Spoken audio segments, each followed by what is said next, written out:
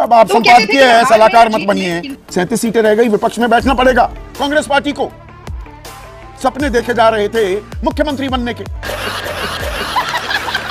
कुछ ऐसी ईवीएम अगर पाई जाती है जिनमें 99% बैटरी मिल जाती है और वहां हम सारे चुनाव हारते हुए, हिसार में तो आपने देखा कि किस तरीके से कांग्रेस की दुर्गति हुई। अब ईवीएम पर सवाल उठा रही है कांग्रेस पार्टी, हम तो जीत रहे थे, ये हार कैसे हो गई? जलेबी खट्टी साबित हुई, मुंह में स्वाद बिगाड़ दिया। मुझे लग रहा है अगर मोदी जी पहुंच गए भाषण देने के लिए तो शायद कुछ समय प्रोग्राम को रोकना भी पड़ सकता है। कुछ ही देर में बीजेपी के हेडक्वार्टर्स में प्रधानमंत्री नरेंद्र मोदी पहुंचने वाले हैं और खबर यह आ रही है कि वहां पर 100 किलो जलेबी का ऑर्डर दिया गया। खत्म।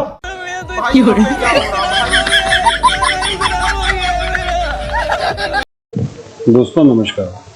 दोस्तों, कांग्रेस पार्टी हरियाणा में क्या हारी है कि मजा ही आ गया। असल में हुआ ये है कि इन्होंने जो अपना इकोसिस्टम है जिसके साथ ये चलते रहे शुरू से, उससे इन्होंने ऐसी हवा बना के रख दी थी कि पता नहीं ये तो कितने तगड़े वोटों से जीतने वाले हैं।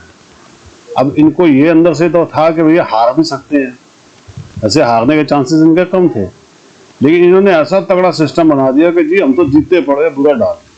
और जब ये हारे हैं तो उसके बाद ये आके मगरमच्छ के आंसू बहा रहे हैं मीडिया में कि हमारी तो लहर थी, ये था वो था। दोस्तों, कांग्रेस की हकीकत अब सब जान चुके हैं। सबको पता लग गया है कि वो हिंदुओं की नहीं मुसलमानों की पार्टी है, इसलिए अब इनको जल्दी से कोई मुंह लगाने को तैयार नहीं है। और ये बात हकीकत है दोस्तों। वो बिट्टू सरदार जी ठीक कहते हैं कि डायनासोर वापस आ सकता है, कांग्रेस वापस नहीं आ सकती। बस हिंदू को इकट्ठा रहना जरूरी है। दोस्तों, आप भी कमेंट्स कीजिएगा, वीडियो पसंद आए तो वीडियो को लाइक और चैनल को सब्सक्राइब जरूर कीजिएगा। Thank you very much. Amit Shah ने निशाना साधा है राहुल गांधी पर। राहुल गांधी ने आखिरी 4 दिन पूरा जोर लगाने की कोशिश की। बहुत से लोगों का मानना यह भी था कि क्रेडिट हंटिंग करने आ गए कि आसान जीत है तो आखिरी 4 दिन दिखाएंगे कि हां ये मेरी वजह से है। और उसमें गोहाना के माट्टू राम की वो जलेबी चर्चा का विषय बन गई। आज तक जलेबी चर्चा का विषय बनी हुई है, लेकिन जो जलेबी बन गई कांग्रेस की, वो कहानी आज की बड़ी कहानी है। अमित शाह ने कहा, निशाना साधा कि 7 समुंदर पार जाकर देश का अपमान करते हैं राहुल गांधी, और किसान और जवानों की भूमि हरियाणा ने उनको सबक सिखा दिया है। जलेबी खट्टी साबित हुई, मुंह में स्वाद बिगाड़ दिया, और स्वाद आ गया है दरअसल बीजेपी को। अब कुछ ही देर में बीजेपी के हेडक्वार्टर्स में प्रधानमंत्री नरेंद्र मोदी पहुंचने वाले हैं और खबर यह आ रही है कि वहां पर 100 किलो जलेबी का ऑर्डर दिया गया है। तो बीजेपी वाले जलेबी खाएंगे और कांग्रेस वाले देखते रह जाएंगे।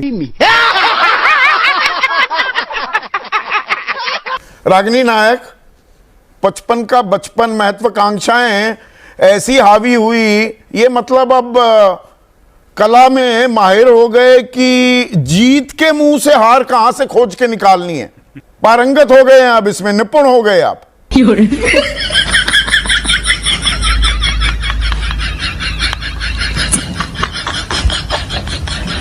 रागिनी, आवाज जा रही है कि नहीं? बाबू तुम कोशिश तो करो।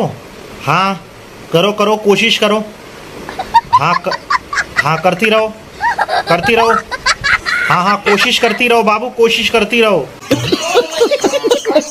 देखिए, जीत का सेहरा जिसके सर पर बंधा होता है, अक्सर हमें लगता है कि उसकी जुबान से निकली हर बात सही है। कुछ समय के लिए ऐसा लगता है कि जीत मिल गई तो शायद सारे पाप धुल गए, पर असल में ऐसा होता नहीं है। मैं 2 बातें जल्दी से कहना चाहती हूँ क्योंकि मुझे लग रहा है अगर मोदी जी पहुंच गए भाषण देने के लिए तो शायद कुछ समय प्रोग्राम को रोकना भी पड़ सकता है। तो देखिए, शिव मंगल सिंह सुमन कुछ पंक्तियां कहते थे जिन्हें अटल बिहारी वाजपेयी कई बार दोहराते थे। वही अटल बिहारी वाजपेयी जिन्होंने राजधर्म का पाठ भी पढ़ाया, और वही अटल बिहारी वाजपेयी जो कश्मीरियत, जमहूरियत और इंसानियत की बात करते थे, जिसे मोदी जी की सरपरस्ती में जिसका दम घोटने का काम किया गया। और आज चर्चा सिर्फ हरियाणा पर नहीं होनी चाहिए, उस तरफ भी होनी चाहिए। अब आप संपादकीय है, सलाहकार मत बनिए। हरियाणा में आप हारे कैसे, ये बता दीजिए। ये भी सही, वो भी सही। हाँ सुनिए ना। हाँ। अरे भैया, हाँ संदीप जी उसी पर आ रहे हूँ। हाँ। देखिए, फिर से कहती हूँ, न हार में न जीत में, किंचित नहीं भयभीत में, संघर्ष पथ पे जो मिला ये भी सही वो भी सही। तो देखिए जनादेश तो सराखों पर है, लेकिन वो जनता का आपके आदेश होना चाहिए। वोटर, आपके जनतंत्र कार्यकर्ता का तो आदेश नहीं होना भयभीत चाहिए होने कि उसमें लगेंगे तंत्र की मिलावट कि नहीं जहां होगी। जीत की आहट, साफ इसीलिए- आहट नहीं गूंज सुनाई देती है, आपस में सिर्फ उटव्वल के इसीलिए- चलते सारा खेल बिगाड़ लेते हैं कांग्रेसी। ये बड़ी अच्छी बात कही आप। संदीप जी, आपको थोड़ा अजीब नहीं लगता कि जितने एग्जिट पोल हुए, जितने सर्वे हुए, जितने ओपिनियन पोल हुए, शौरान भाई हमारे बहुत नब्ज पकड़े हुए थे हरियाणा में लोगों की, आप इतनी अच्छी समीक्षा कर रहे थे, किसी को अंदाजा भी नहीं हुआ कांग्रेस इतनी सारी गलतियां कर रही थी। अपने पैरों पर कुल्हाड़ी नहीं, आपकी बातों से तो लगा अपने पैर ही कुल्हाड़ी पर मार रही थी, कोई भाप ही नहीं पाया। ये मतलब मुझे लगता है कि ये क्या ये जब कलेक्टिव सारे फेलियर था कि किसी को कुछ समझ ही नहीं आ जब रहा था, सारे इतनी एग्जिट confusion थी। पोल 350 तो थोड़ा पार तो बीजेपी हमें को ये दिखा देखना रहे पड़ेगा थे, ना। नहीं, एक मिनट, एनडीए मेरी को बात 400 सुनो, पार मेरी दिखा बात रहे थे, फिर 240 पर बीजेपी सिमट जाती है, तब आप बड़ी ताली बजा रहे थे। मीठा मीठा गप गप कड़वा कड़वा नहीं, नहीं मैं हो सकता। Good question. संदीप जी, अगर भारतीय जनता पार्टी, देखिए सत्ताधारी पार्टी भी अगर ये कहेगी, सत्ताधारी पार्टी भी अगर आज ये कहे कि जम्मू कश्मीर में ठीक से चुनाव नहीं हुआ है, तो हम तो कहेंगे कि उसकी तफ्तीश करिए, कोई दिक्कत नहीं है।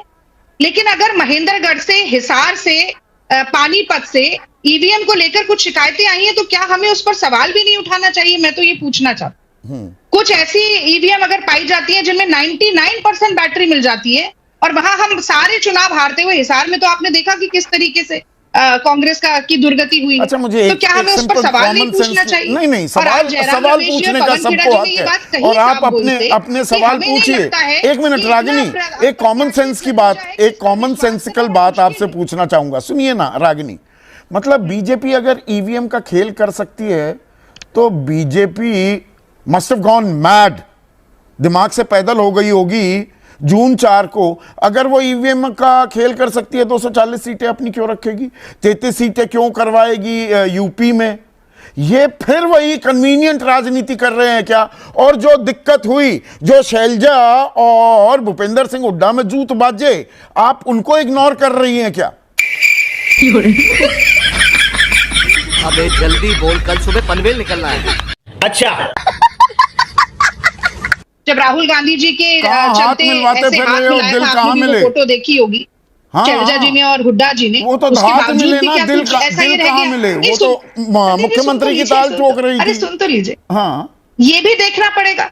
लेकिन हम क्या ये भी हम इग्नोर कर सकते हैं क्या कि जो जूत बाजने की बात आप कर रहे हैं, तूती की बजाय जो जूती बज रही थी, वो तो भारतीय जनता पार्टी में भी बज रही थी। अच्छा, कांग्रेस का हाल, तो वो ये सब भी हरियाणा, आप कैसे इसको कैसे इग्नोर कर सकते हैं? हरियाणा हम देखा रोडवेज करते की बस में ना, मैं और- रोडवेज की बसों में अपनी जवानी में हाँ, सुन रही। खूब घूमा, खूब सफर किया।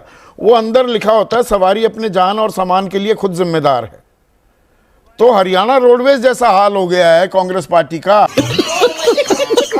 जो पनिहारन होती है ना, उसके सिर पे मटका रख देते हैं और वो घर लेके जाती है। अगर कोई स्किलफुल महिला है तो पानी एज इट इज पहुंचा देगी पूरा मटका, और अगर उसमें अनस्किल्ड है तो वो अपने कपड़े भी गीले कर लेगी। हरियाणा के लोगों ने पूरा मटका भर के इनके सिर पे रखा कि जाके जीत के आओ, सरकार बनाओ। इन्होंने आधा पानी गिरा दिया, अपने कपड़े खराब कर लिए और पानी घर तक पहुंचा भी नहीं। जमीन पे जिस तरीके से बीजेपी के, जो रमन भाई ने बताया कि जिस तरह से बीजेपी के कार्यकर्ता छोटे छोटे टुकड़ों में लगे हुए थे, वैसे वो 70 आदमी कोई घर जाके हरियाणा बैठ गए। रोडवेज की बस बन गई ना। हाँ, जिसको चढ़ना चढ़ जाओ, खत्म। भाई यहाँ पे क्या हो रहा भाई?